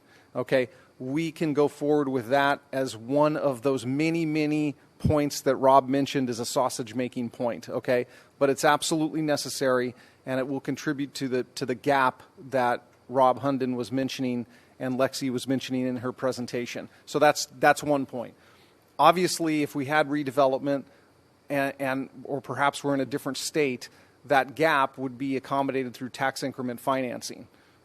Since we don't have that, there needs to be an analysis, a future analysis about how beyond the EIFD, how we get to that gap, how we fill that gap, how we get that mezzanine level of financing. Okay, that's part of the next step.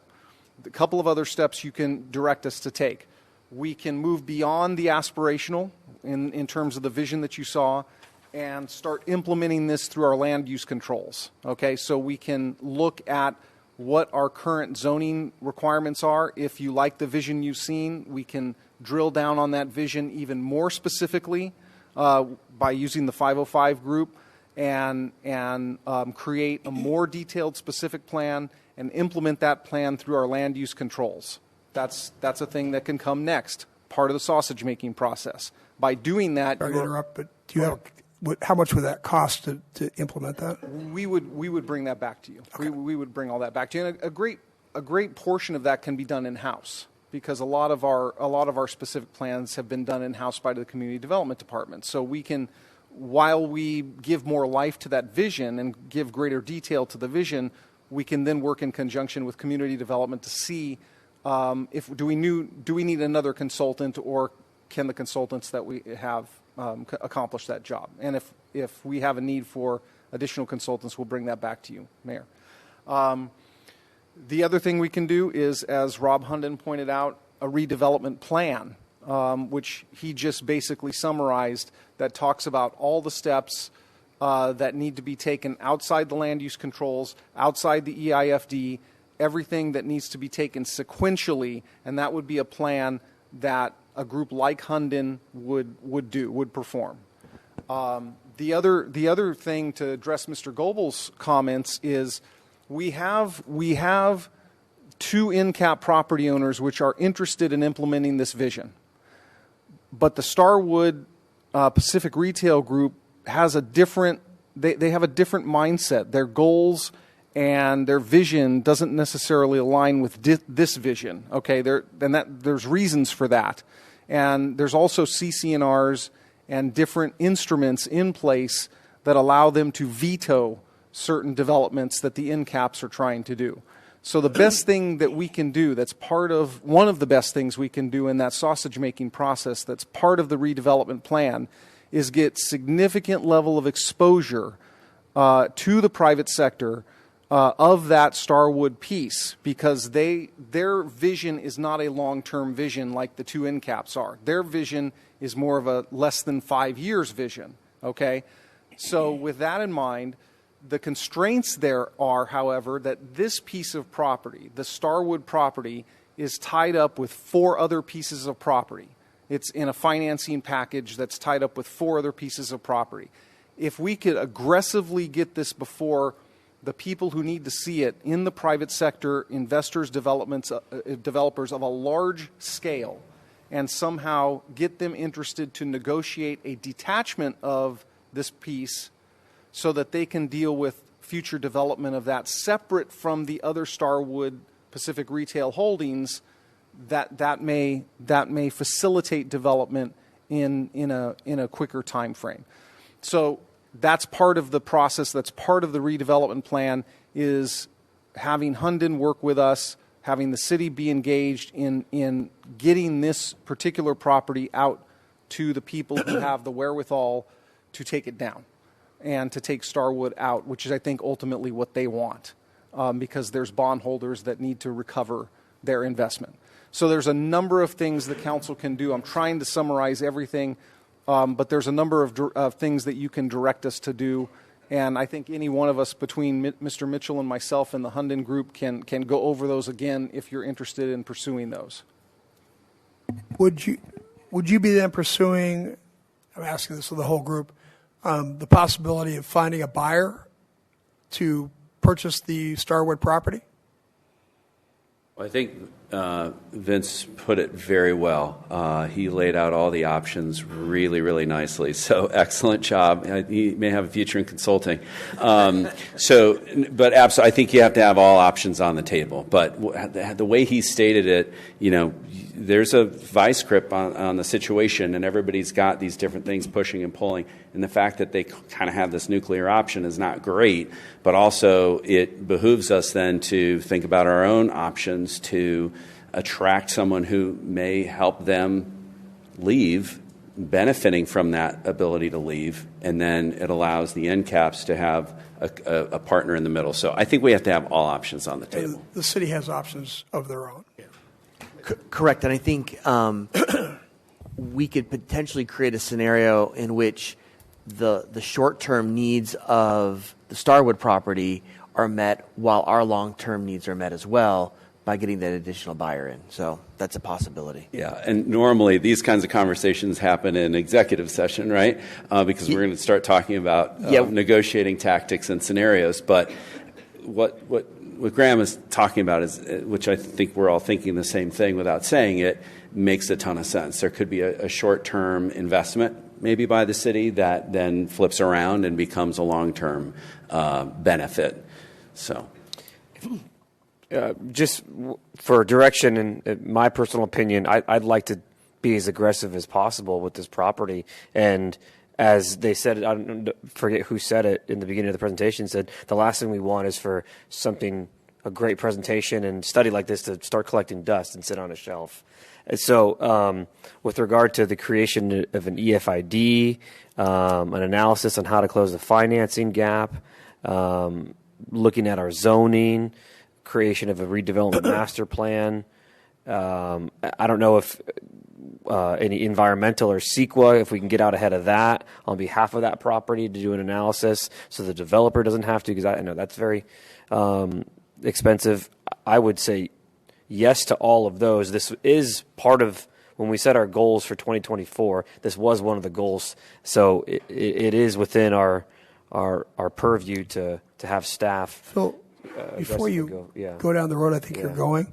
I'm going to ask if there's anybody who's asked to speak on this item. That's fine. Yeah, and then we'll come back. I'll bring it back to council. We can discuss options. Okay, great. Okay.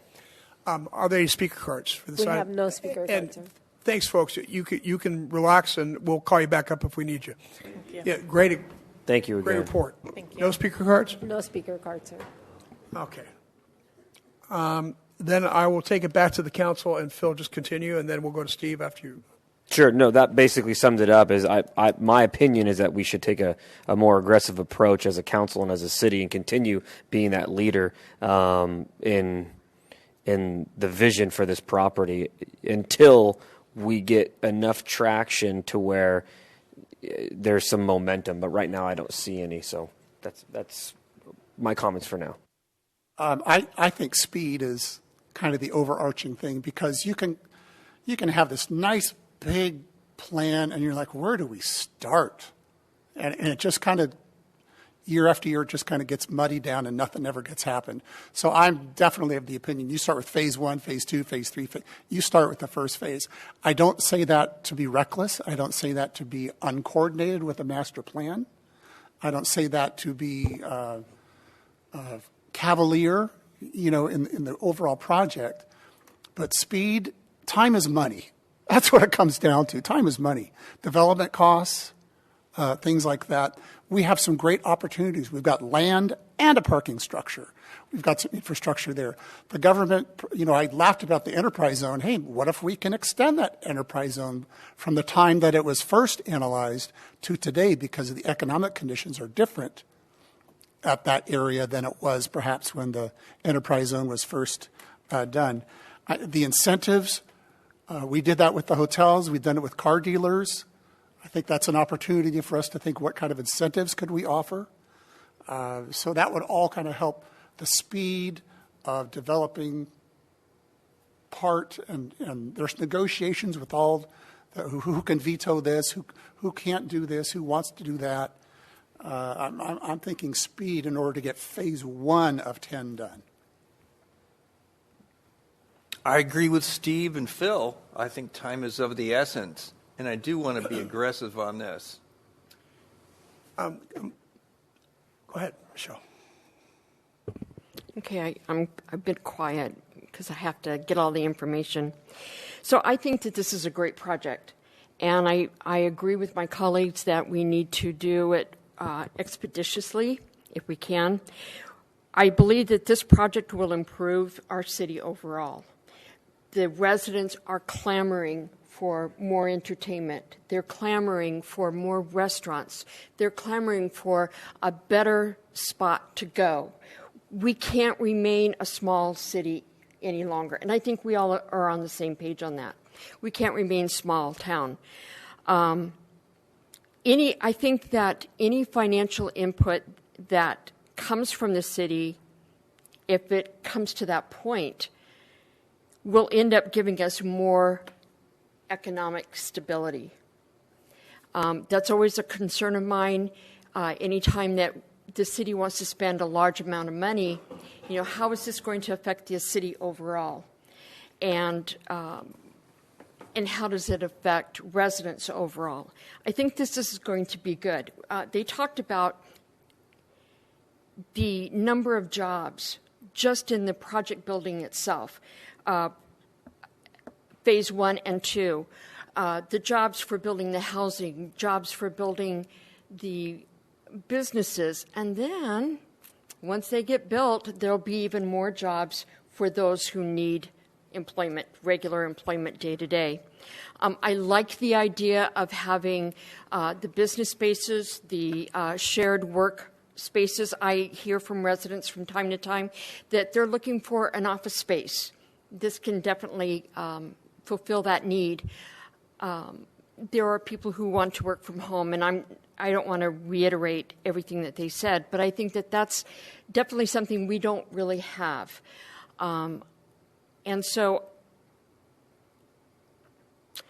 I think that if we can do this without putting the city into a financial bind, I think that we should move forward with it. I think it's going to bring a better level of economic stability. We're not going to have to worry about getting more car dealerships in. And I think that we will keep our residents here if we have entertainment spots, venues that will keep the younger kids here once they get old enough to have families or are on their own. So many 20s, 30s, and 40-somethings have no place to go. And I think that we can offer that and keep our money here and keep our residents here. And if we upgrade the mall and upgrade this area, I think crime is going to reduce. You're going to have more people there, and you're not going to, the criminals, we've proven that with other areas. Criminals don't want to stick around where there's a lot of people. As we've improved our parks, from what I understand, the criminal element is not there as much. So that's my 2 cents. Vince, do you need anything else? Vince and Graham, do you need anything else from us, or do you understand what the council wants? It seems like the council wants to move it as aggressively as is reasonably possible. You gave us 2 options. I think, does everybody agree that they'd like to pursue both of those options? Any dissent in that? We actually heard a whole bunch of things. Vince, you want to just run down the list really fast, and that we'll start working on. Yeah, working on some things we'll have to bring back to you because there's some financial or budgetary issues. But Vince can go over the list really fast. So in order to accomplish what the council has expressed interest in, we need to get working on the Enhanced Infrastructure Financing District, the IFD. We have a mechanism to do that, as I said. Master redevelopment plan, which Rob Hunden mentioned, that's going to contain a lot of that sausage making and a lot of the details, the granular level details. We need to take a look at a zoning development master plan for land use controls that implement this vision specifically, the vision that you're interested in specifically. Obviously, a plan for private sector marketing to people with the financial and investment wherewithal to be participants in something like this. We can look at creating a way for increment financing through perhaps bonding with certain pledges of the general fund reserve to do the debt service on that bonding. That would be a conceptualization at this point until it's fully analyzed. And certainly it's not going to be an issue at all to explore the federal government expanding the enterprise zone. That was an act of Congress, so we would look to our congressional representatives and see if that can be done piecemeal or if that's part of a larger update to the enterprise zone. So those are the things that Mr. Mitchell and I have been putting our heads together while we've been listening to your comments. And if your direction is what we've heard, we need to bring back a plan that implements all of those things to you in the very near future.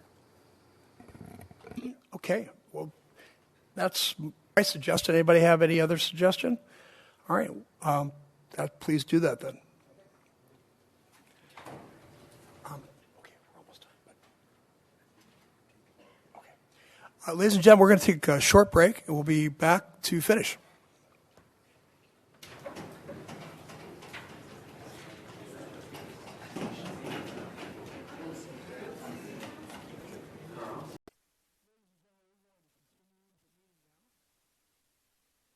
Item 15, which is an update on the City Council Action Plan, and our City Manager will tell us about this.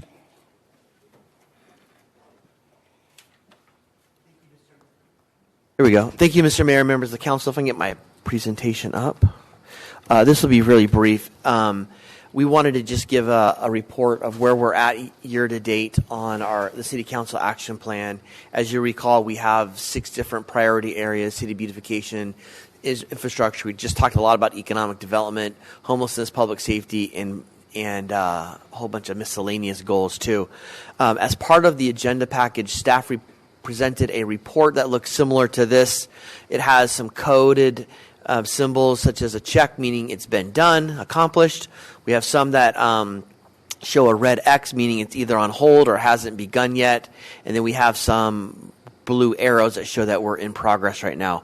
So of the 65 different tasks associated with the 6 priority areas, 10 have been completed. 7 are on hold because we just don't have funding for those at this time.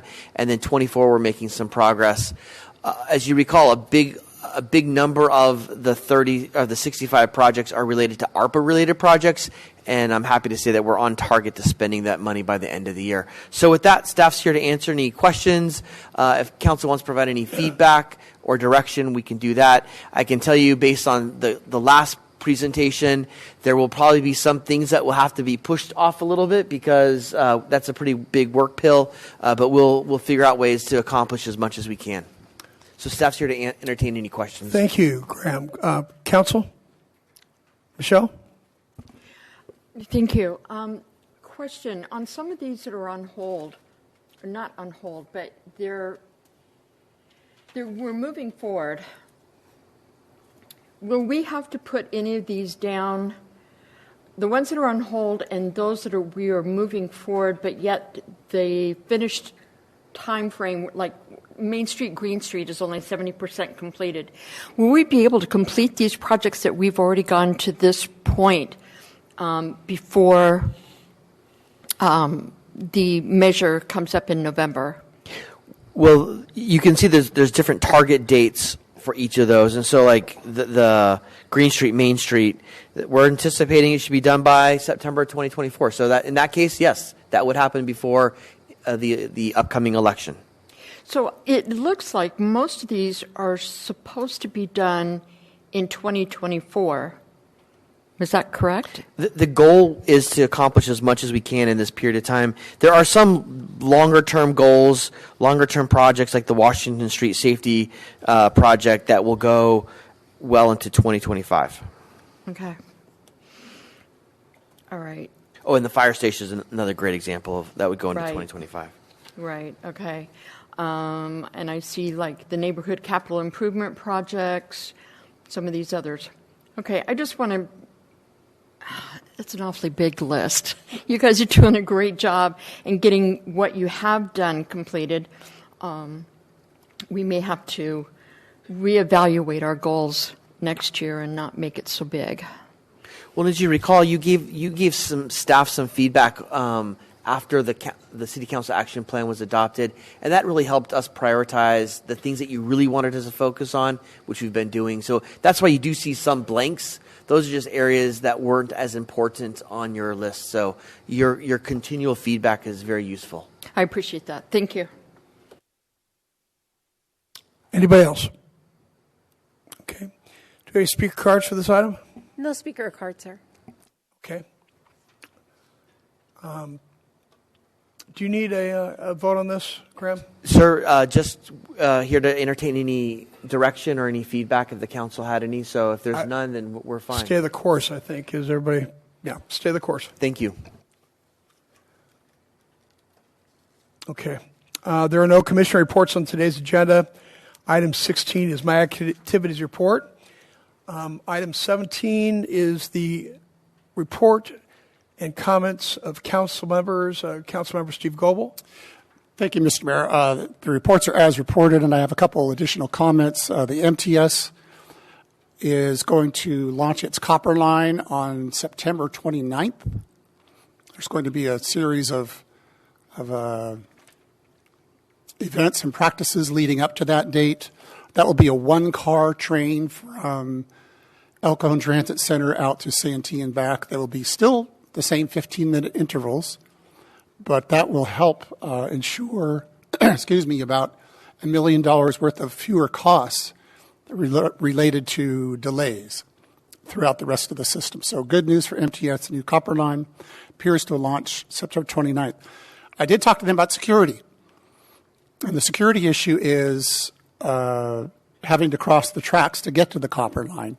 And so they have put out a good plan for signage, and they're going to have ambassadors on hand, and they're importantly going to have code compliance officers to ensure that really trolley customers are on the platform.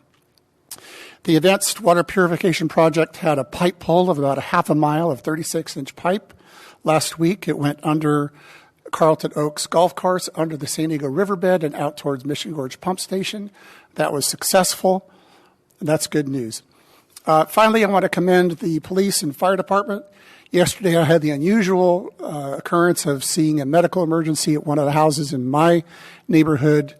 This was a serious call. The call came in that the caller said CPR was in progress at one of the other people in the household. Within 3 minutes, the first officer had arrived at the house. Fire and ambulance arrived within another 60 seconds. That first officer already had a glove on before he even got out of the car, which was great. And I watched him because I could see this all from my house. He was to the front door within 10 seconds. So together with the efforts of the fire department, that CPR was successful, and we're very glad and very proud of our police and fire departments. Always.